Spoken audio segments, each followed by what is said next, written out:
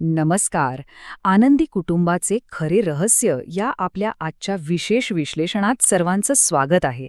विचार करा, घरात पाऊल टाकताच भांडणांऐवजी हास्याचा आवाज आला तर किती छान वाटेल ना. प्रेमाने भरलेलं घर हेच तर प्रत्येकाला हवं असतं. चला तर मग दिलेल्या माहितीच्या आधारे आपण या घरगुती आनंदाचं नेमकं गुपित काय आहे ते उलगडणार आहोत. पण इथे एक मोठा प्रश्न उभा राहतो. हे आनंदी कुटुंब खरंच तयार कसं होतं?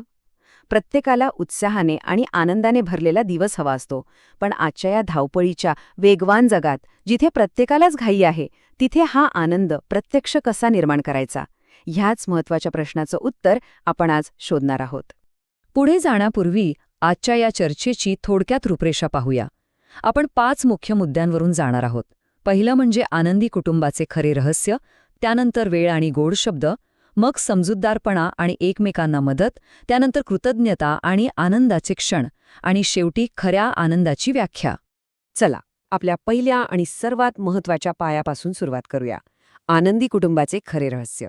आपल्याला सर्वांनाच आनंदी घर हवं असतं, पण आपलं कामाचं व्यस्त वेळापत्रक आणि सतत हातात असणारे स्क्रीन्स यामुळे अनेकदा तो आनंद हरवतो.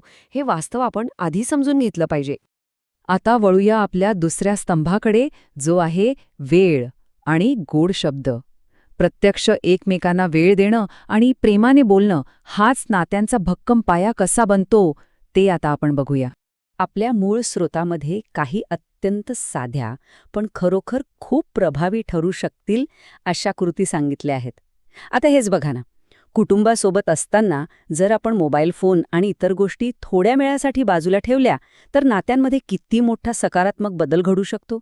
एकत्र जेवण करणं, मनमोकळ्या गप्पा मारणं किंवा सहज एकत्र फेरफटका मारणं या छोट्याशा वेळेमुळे नाती खूप मजबूत होतात आणि घरात एक नैसर्गिक खरा-खुरा आनंद निर्माण होतो. आणि याचसोबत गोड शब्दांची ताकद तर विचारायलाच नको. तू खूप छान काम केलंस हे एक छोटंसं वाक्य ऐकून समोरच्याला किती भारी वाटतं नाही का. घरातील वातावरण हे पूर्णपणे आपण एकमेकांशी कसे बोलतो यावर अवलंबून असतं. कामाचं छोटंसं कौतुक किंवा प्रेमाचा एक शब्द घरात प्रचंड आनंद घेऊन येतो. इथून पुढे आपण आपल्या तिसऱ्या स्तंभाकडे जाऊया, समजूतदारपणा आणि एकमेकांना मदत. फक्त गोड बोलून भागत नाही, तर प्रत्यक्ष कृतीतून नाती कशी फुलतात ते यात पाहायचं आहे. आता इथे एक अतिशय महत्त्वाचा विरोधाभास आपल्याला पाहायला मिळतोय बघा. प्रत्येक घरात थोडेफार मतभेद हे होतातच, अगदी स्वाभाविक आहे ते.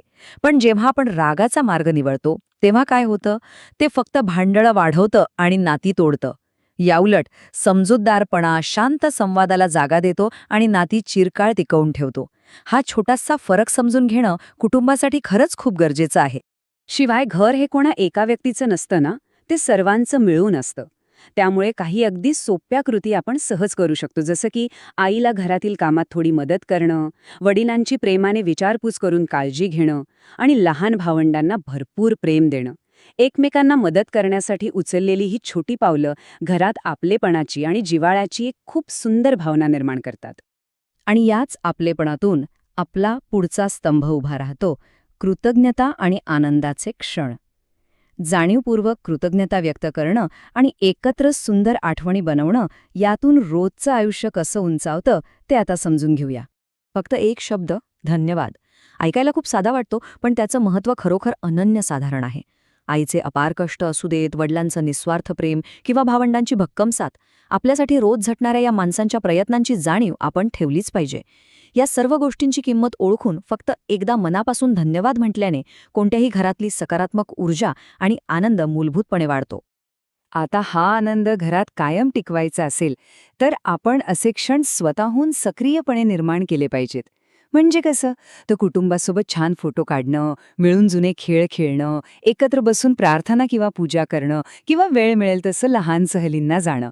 खरं सांगायचं तर या सामायिक कृतीत शेवटी आपल्या आयुष्यातील सर्वात सुंदर आठवणी बनतात आणि जीवन या आपण मिळून जपलेल्या आठवणीमुळेच अर्थपूर्ण होतं. चला तर मग आता आपण या विश्लेषणाच्या अंतिम टप्प्याकडे वळूया, खऱ्या आनंदाची व्याख्या. अशी कोणती गोष्ट आहे जी कुटुंबाला खऱ्या अर्थाने आणि दीर्घकाळ आनंदी ठेवते? इथे एक अतिशय प्रभावी वाक्य दिले आहे, मोठं घर, भरपूर पैसा किंवा महाग वस्तूंमुळे कुटुंब आनंदी होत नाही. हे वाक्य आपल्या आजच्या भौतिक संपत्तीच्या मागे धावणाऱ्या विचारसरणीला थेट आव्हान देतं. यातून एक गोष्ट अगदी स्पष्ट होते, कुटुंबाचा खरा आनंद हा केवळ भौतिक वस्तूंवर नाही, तर एकमेकांवरील प्रेम, अढळ विश्वास आणि आपण एकमेकांसाठी आनंदाने दिलेल्या वेळेवरच पूर्णपणे अवलंबून असतो. ह्या विश्लेषणाचा समारोप करताना आपण सर्वांनी एका प्रश्नावर नक्की विचार करूया. अगदी आजच आपण आपल्या कुटुंबासोबत कोणती नवीन आणि सुंदर आठवण तयार करणार आहोत? हा विचार करा आणि आपल्या प्रियजनांसोबत आनंदाचे क्षण निर्माण करायला आत्ताच सुरुवात करा. हे विश्लेषण ऐकल्याबद्दल खूप खूप धन्यवाद.